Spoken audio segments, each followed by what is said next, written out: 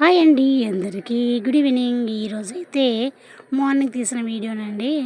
మా ఇక్కడ ఊరి దగ్గర ఉన్న శివాలయంలో మళ్ళీ అమ్మవారి అందరూ ఒకటే చోట ఉంటారండి. శివుడు, అమ్మవారు, ఇంకడు ఏడుకొండల స్వామి వీళ్ళందరూ ఒకటే చోట ఒకటే గుళ్ళో ఉంటారండి. అక్కడైతే అన్నీ ఒక్క గుడికి వెళ్తే అన్ని దేవతలను మనం దర్శించుకోవచ్చండి. అలా అనేసి నేను ముందు ఒక వీడియో పెట్టాను. ఆ వీడియో కాకుండా అయితే అక్కడ అది గ్రామం కాబట్టి అక్కడ ఏ ఏ కూరగాయలు అంటే కూరగాయలు కాదండి, ఎన్ని కూరగాయలు చూడండి. ఆలుగడ్డ కాడ నుంచి అయితే బెండకాయ, మిరపకాయ, గోబీగడ్డ, టమాటా, దొండకాయ, క్యాప్సికము, మామిడి పండు, యాపిల్స్, ఫ్రూట్స్ అన్నీ తీసుకొచ్చారండి. పువ్వులు వీటితో మాత్రం అమ్మవారిని శాకాంబరి అమ్మవారిగా అయితే తయారు చేశారండి. అమ్మవారు అయితే ఈ రూపంలో అయితే మనల్ని దర్శించుకుంది. మన దర్శనం అయితే శాకాంబరి అమ్మవారికి చూడండి ఎన్ని విధాలుగా తీసుకొచ్చారో. ఓకేనండి, మీరు కనుక ఇలా ఎప్పుడైనా చూసుంటారా? నేనైతే చాలాసార్లు చూసుంటానండి. కానీ ఇప్పుడు మనకు యూట్యూబ్ వచ్చింది కదా, అదిగో దోరణాలు కూడా అలచంతకాయలతోనండి. దోరణాలు చూడండి అలచంతకాయలతోని, మళ్ళీ పాలకూరతోనైతే ప్రతి ఒక్క స్తంభానికి పాలకూర కట్టారండి.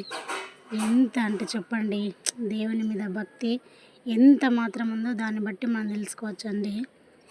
పాలకూర స్తంభాలకు, దోరణాలకు అలచంతకాయలు ఇలా ఎలా వస్తాయండి ఐడియాస్? అదిగోనండి గుడిలో దోరణానికైతే సూపర్గా బెండకాయలతోనండి దారిలో కట్టేశారు. నాకైతే చూడడానికే ముచ్చట అనిపించింది. మీకు ఎలా అనిపిస్తుందో మాత్రం నాకు ఒక లైక్ చేయండి, కామెంట్ బాక్స్లో కామెంట్ చేయండి. మీకు ఎలా నచ్చితే అలా కామెంట్ చేయండి.